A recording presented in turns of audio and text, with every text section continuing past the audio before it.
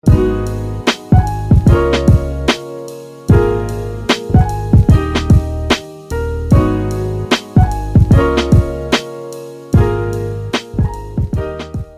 guys, what's up? This is David Patrick Harry with Church of the Eternal Logos, and today I want to talk to you guys about the Stoics and their notion of the Logos. Now, this is the 5th video in our video series in which we're trying to trace the development of Logos theology within Western civilization. Our first video was on Heraclitus, the weeping philosopher. That took us to our second video on the Sophist, another pre-Socratic tradition. So summing up the pre-Socratic era, we moved to Plato, the third video, and then Aristotle, the fourth video. And from there, fifth video, now we're entering into the Hellenistic period with Stoic philosophy. So because of our previous videos, hopefully we'll begin to recognize the influence from Heraclitus, Plato, and Aristotle specifically into Stoic philosophy. And then once we begin to really explicate and articulate the central tenets of Stoicism, we'd be able to see its familiarity or similarity with the development of Christian doctrine, because Stoic philosophy does exert a tremendous influence upon Christianity. So I have just a brief overview of Stoic philosophy. This is not exhaustive whatsoever. And then the rest of the video is just talking about its relationship to Logos, right? Again, this is not a full explication of Stoic philosophy. It's just a quick overview talking about Logos. And once I get through that, I'd like to read an excerpt from this book right here, From Logos to Trinity by Marian Hiller. Very interesting book. If you're interested in this topic, I do recommend it. It's a bit of an expensive book. It's $85 on Amazon. But it is hardback. You can only get it hardback, and it's bound really well with high-quality paper. And he's tracing the evolution of religious beliefs from Pythagoras to Tertullian, with also a section on Thomas Aquinas.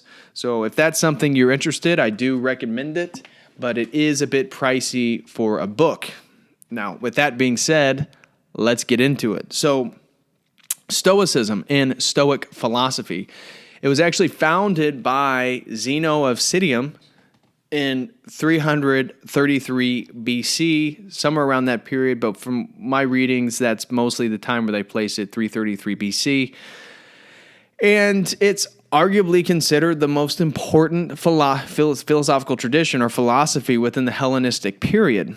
So it lasted basically from 333 to the mid 200 AD, so give or take 500 to 600 years. Stoicism was a very popular and prominent philosophical / religious tradition. Okay, it's basically a philosophy of personal ethics based on logical observation of nature. So again, you see right from the beginning there, logos, logical analysis of nature. And for the Stoics, the universe or creation is God. It is God. And therefore, there is a rational order, the logos, that's embedded within creation, that's embedded within nature. And through our own use of logic and reason, our own use of logos, we can begin to understand God. And then it is upon us to get in accord with it. And once you're in accord, all aspects that are in accord are virtues. And so the whole point of Stoic philosophy is that virtue is the only good. Virtue is the only good. So health, wealth, pleasure, these things are kind of neutral in and of themselves as long as they're obtained or being used or are instruments for virtue. And virtue are these kind of non-physical categories that we can participate in that are reflective of logos in nature and God itself. All those things are pretty much summed up. Those are all one thing. And therefore, God, logos, is a sort of demiurge. So right off the bat, we start to see the Platonic influence of logos and logos as demiurge right there in Stoicism, but also we're seeing a heavy, heavy emphasis from Heraclitus in his understanding of logos as the organizing principle of the universe or the kind of unifying principle of the universe. Stoics would totally agree with that. So right from the bat, we're already seeing a big focus on, a big influence from Heraclitus and Plato.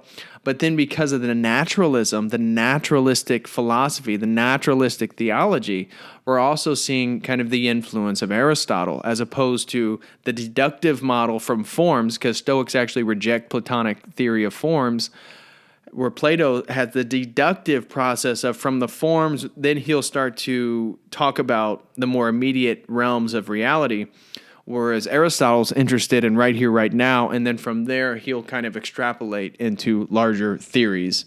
So as I mentioned in the Aristotle video, Aristotle is inductive to deductive, while Plato is deductive from a priori principles. So Stoicism is obviously a mixture of all these different things. And for Stoicism, they do not allow yourself to be controlled by desire, pleasure, fear, or pain. All these things are sort of succumbing to pathos, really. And so I think for me, one of the great kind of visual models for the relationship between emotion and logos within Stoicism is that logos is the rider of a horse, and the horse is the emotions. It is the pathos. It is desires and pleasures. And therefore, at all times, the logos must be in charge. Logic and reason must always be in charge, must always be in control, must always have the reins to the kind of more sensuous aspects of ourselves, because these things can lead us astray, whereas the logos and reason gives us direct access to God. And therefore, we must always be in tune with those things and keep everything in control. And that's why a man who doesn't really show emotion, we call him very stoic. We call him stoic because the Stoics were all about keeping your emotions in control and not expressing them, and totally being, hyper rationalized as opposed to, being subsumed by your own emotions. So that's one of these central aspects of Stoicism. And then, therefore, you can use your mind to understand the rational order of nature. And this is going to get back into Christianity. Christianity is going to build upon this, but this is also right there in Plato and, well, actually all three of them, Aristotle, Plato, and Heraclitus, all would agree with that. Now, what is different, what is a break from those traditions from Aristotle, Plato, and Heraclitus is that we mentioned all three of those gentlemen came from aristocratic families, came from wealthy families, and therefore it's very easy to be a philosopher when you kind of lived your life of privilege, right? Well, Stoicism basically dissolves class structure. It's a philosophy for anybody and everybody, male or female, and not that these class structures didn't still persist within Greek and Roman society. They obviously did. But one of the, just take two examples. So within Stoicism, you have the slave philosopher, Epictetus. Epictetus was a slave, and yet is considered one of the greatest Stoic philosophers. And then in opposition to that, you have Marcus Aurelius, who was the Roman emperor, the most powerful man in the world, essentially. And he was also a Stoic. And so at the same time that these two people have lived in totally different realms of society or social status, it was the Stoic philosophy that provided the meaning that allowed them access back to God through logic and reason, through the pursuit of virtue. Virtue. Because as I said, virtue is the only good. That's the only good, is virtue. So now it flourished until the 3rd, 4th century in Rome, as I mentioned. And some of the more notable Stoics are people like you've heard of. Seneca, for example, very famous Stoic. Interesting gentleman to read if you haven't read Seneca. Epictetus, as I mentioned, he's the slave philosopher. Crispus, I have a quote from him here. He's another famous Stoic philosopher. And Marcus Aurelius. Now, there are plenty other, Zeno, for example, the guy who founded it was a Stoic. So I'm not trying to say that's the exhaustive list of famous Stoics. And in fact, when Stoicism actually first started out, it was called Zenonism, based on Zeno. Now, it eventually becomes Stoicism. But for me, one of the things that I jotted down is like these three central aspects that I saw recurring over and over and over is the absolute emphasis of logic, and naturalistic physics, naturalistic philosophy. So for me, I see that as being a direct influence based on Aristotle. And then we have a monistic world. So it's very monistic because God is creation, and creation is essentially eternal to some degree because God is not separate from creation.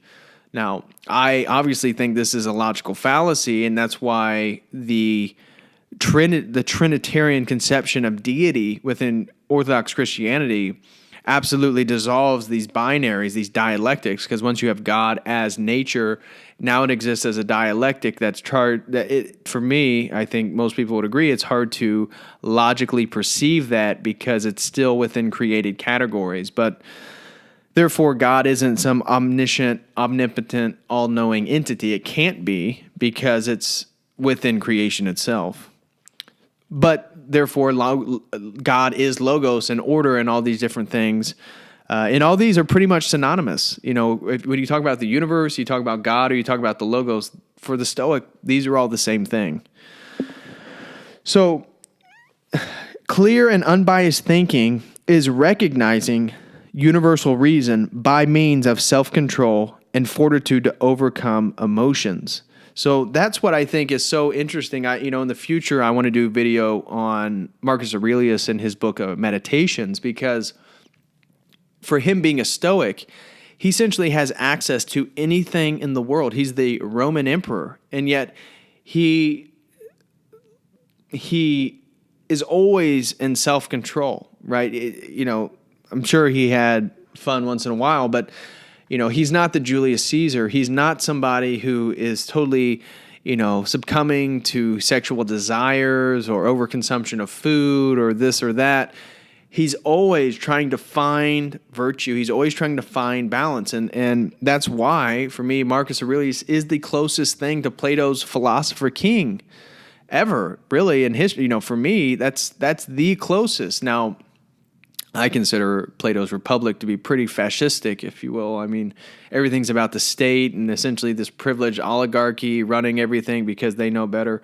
I find that terrifying, but his idea of the philosopher king as a sort of somebody who's philosophically in tune and is at the helm of the controls of power, Marcus Aurelius absolutely fills that category. And essentially he's a better person than most of us because he did not fall victim to all the temptations he could have because he was so rooted within his Stoic philosophy. And that's why in the future I'd love to make a video going over his meditations and some of my favorite parts. So in Stoicism, because it's, as I mentioned with Epictetus and being the slave philosopher, it does dissolve these class boundaries, and therefore you must treat everybody with justice and fairly. All men are products of nature. All men are therefore products of logos. All men are therefore products of God. So now, you're seeing something that, is going to be reiterated over and over within Christianity as well. But right there in Stoicism, we're seeing this idea that everybody is at a sort of equal status. And one of the things that in my research that I read that I thought was interesting is the Stoics didn't believe a person was fully a person. Maybe I'm wording this wrong, but until they were at the age of 7, because your logos, your faculty for logic and reason, wasn't fully developed until you're about 7 years of age. So I thought that was an interesting idea that I came across. But like I said, the universe is God, and all men are products, therefore, of God or of nature. And what is freedom then in Stoicism? Well, it's exactly what Marcus Aurelius was trying to do as the emperor. It's to not succumb to anger, envy, jealousy, the desirous temptations, all this stuff. It's to always be in control. And that's why Christianity is going to take on a sort of stoic philosophy in terms of its sobriety, for example. The Stoics were not about getting intoxicated. These were not kind of Dionysius type entities. These individuals were all about mental clarity, logic, reason, and therefore sobriety and always being in control of yourself. They have two substances, basically passive substance, which is matter, and then you have the active substance, which is logos or intelligent ether. And it is logos that can always shape matter, and that's why matter for them, for the Stoics, this is how they understood it, is that logos is this ethereal intelligence. This is God. This is the universe. And therefore matter is shaped by that entity. However, this intelligent ether is not outside creation, right? There's not this fundamental ontological distinction as there is, like I was mentioning, in the Orthodox Trinitarian understanding of God the Father opposed to the Logos and the Spirit.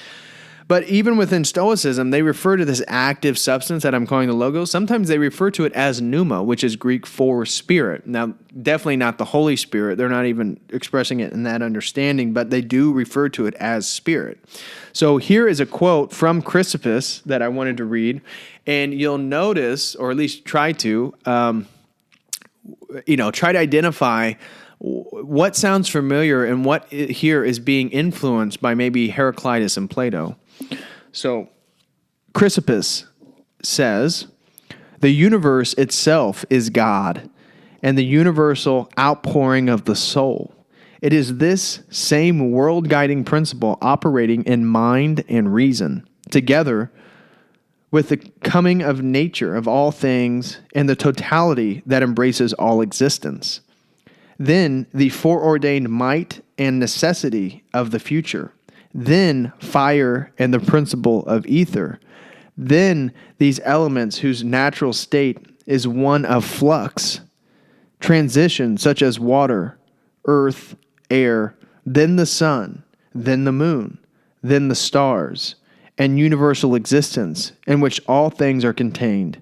And this is found within Cicero's writing in De Natura Deorum.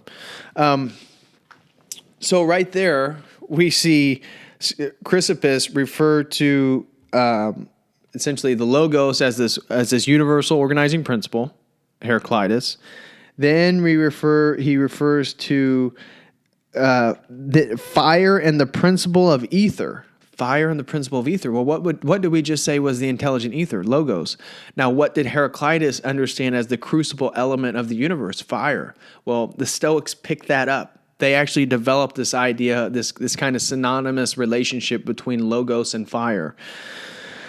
So right there we have that. And then he talks about the state of continual flux. Well, where do we get this idea that everything's changing? Again, Heraclitus. Remember, Ponte Re, all flows. No man steps in the same river twice. So right there in Crispus, we can see this deep embeddedness and this influence to Heraclitus.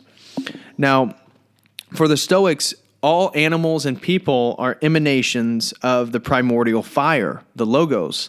And the reason why they talk about animals and people are kind of on a different ontological level is because of heat. And this is why they associate it with fire, is because obviously for them, humanity is at a higher precipice than animals, right? Clearly there's an ontological distinction there.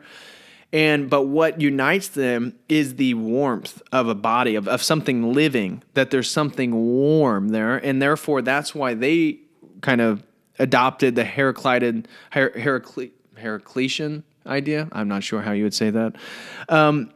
That fire is kind of this crucible element. Now, here's a quote that I have from Marcus Aurelius, and this is from Meditations. Constantly regard the universe as one living being, having one substance and one soul, and observe how all things have reference to one perception, the perception of this one living being, and how all things with one movement, and how all things are the cooperating causes of all things that exist. Observe, too, the continual spinning of the thread and the structure of the web. So very interesting. Again, this continual emphasis to the one, to the one, to the one. So we're seeing a very Platonic and Heraclean, I don't know, I'm not even know if I'm saying that right, but at least an indebtedness back to Heraclitus, right? Because the logos for him, it is the thing that unifies. All is one. All is in accordance to logos, according to Heraclitus. Right here, Marcus Aurelius is hammering this home. And then this idea that the universe is a living being with one substance and one soul. One substance, I guess, one essence, one soul. Well, this one soul is kind of the anima mundi, the world soul, if you will, which is totally goes back to Plato. And this idea of the anima mundi, the logos, the world soul that Marcus Aurelius is talking about, that's going to have a big impact on Philo, and that's our next video in the series, is the Neoplatonists within the Hellenistic period. So Hellenistic period, we have the Stoics and the Neoplatonists. That's going to be the next video where we dive into Philo and Plotinus. So right there we have the world soul. Now, the Stoics, like Hinduism, like Buddhism, like paganism, many paganism, not all paganisms, but they have a cyclical understanding of time because the universe is God and because the universe is eternal, essentially. Everything is a cyclical cycle that goes over and over and over. So there is no beginning and there is no end. Now, that kind of chronological understanding of history is very different from Christianity, which has a definitive beginning and end. And the reason Christianity, one of the reasons why it does this is they would claim, well, to almost use archetypal semiotic methods to get at eternal patterns, your life is not cyclical. There is a beginning, a middle, and an end. Every story has a beginning, a middle, and an end. Every activity has a beginning, a middle, and an end. Everything we do, we begin it and eventually we end it. And therefore, because for the Christian understanding, and again, they're already getting this out of the Hebrew tradition, right?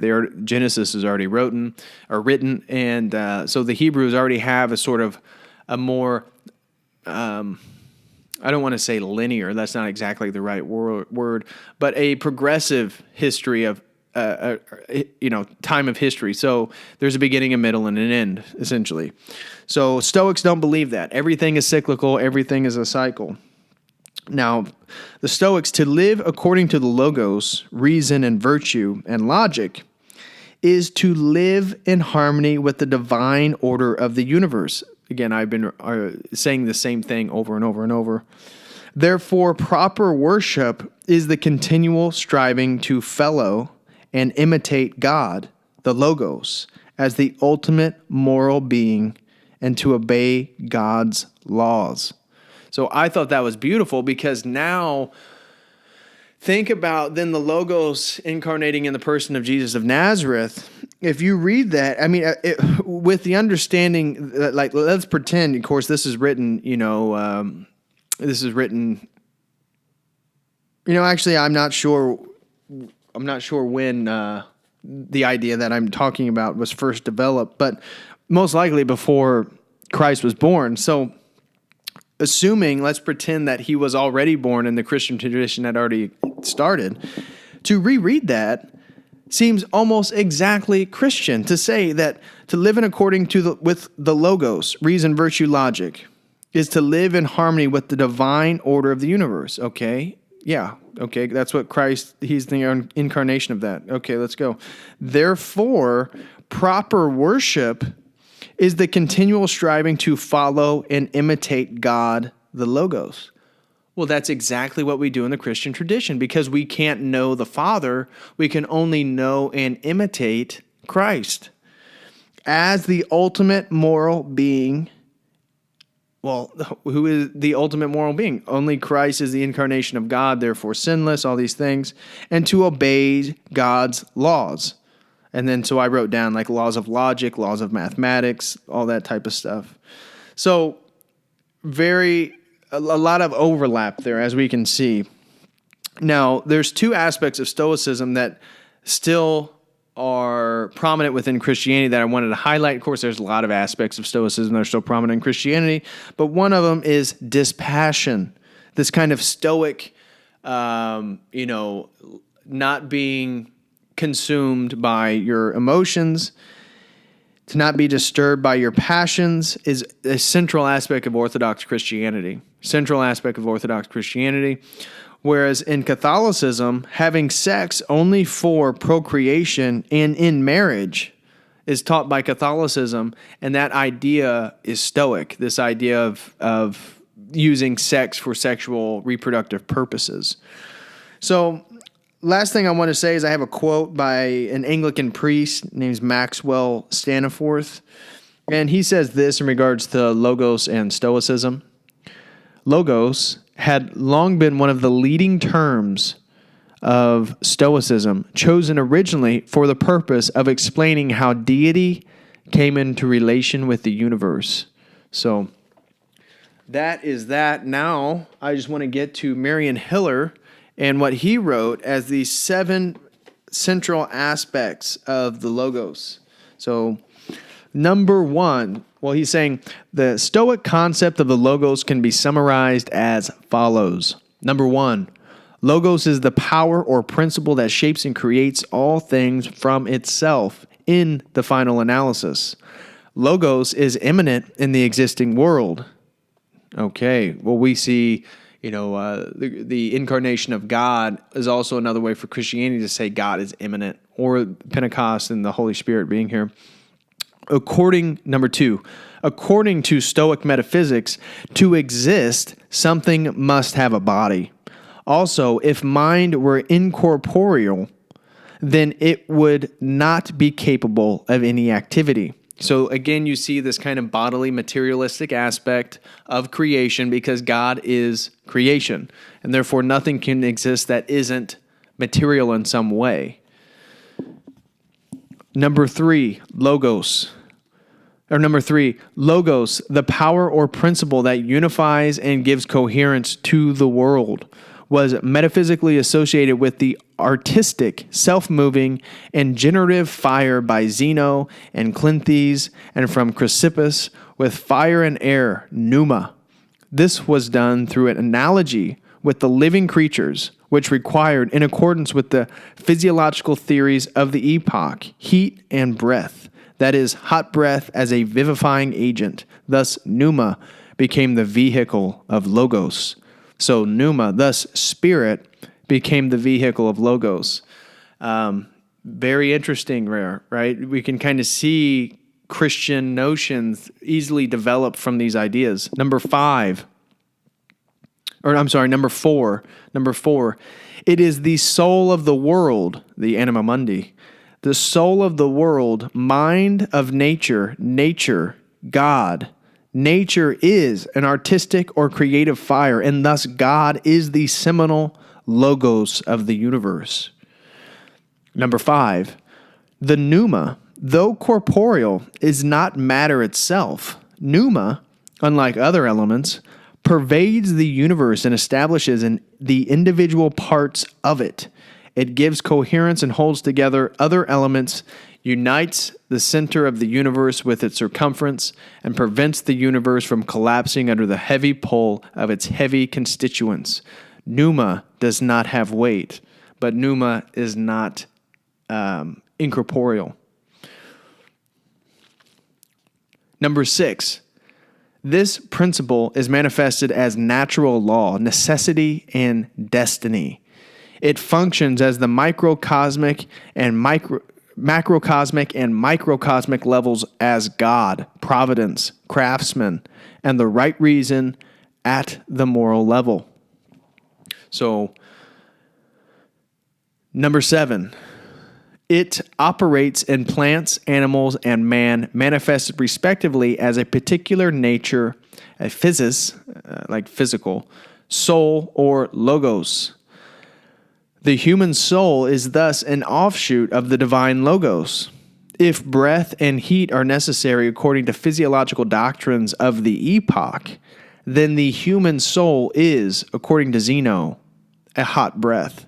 So right there, Zeno is saying the soul is a hot breath. And how does God create Adam other than breathing life into him? And so, very interesting stuff. That's why I would recommend this book. It's very interesting. The gentleman did a great job. I was not familiar with Marion Hiller, but I really like that book so far, and that's why I bought it. Anyways, that concludes this video. It's gone on too long. We're already at 30-some minutes. Holy crap. But that is Stoic philosophy and their understanding of logos. Logos is God. Logos is order. Logos is a demiurge. But logos is not the unspoken theory of forms as Plato talked about. Absolutely not. Logos is nature. Logos is the order of the rational world, which is God. These are all synonymous things. And the soul is the hot breath of the Numa. And somehow the Numa is a vehicle for the logos, but the logos created the Numa. So yada, yada. But anyways, that's the end of this video. Let me know what you guys think. I think Stoic philosophy is very interesting. I think that it is, of course, for me, Orthodox Christianity is ideal, but I think Stoic philosophy could make a real comeback given the sort of pathos-oriented, postmodern, relativistic world that we live in, where everything is dictated by emotions and hedonism, and nothing is rooted and founded within logic and reason and self-control. Of course, not everything. I'm being a little bit exaggerating there, but you get my point. So that's the end of the video. Let me know what you guys think. Please like, share, and subscribe the video. Share it with some friends. Send people in this direction.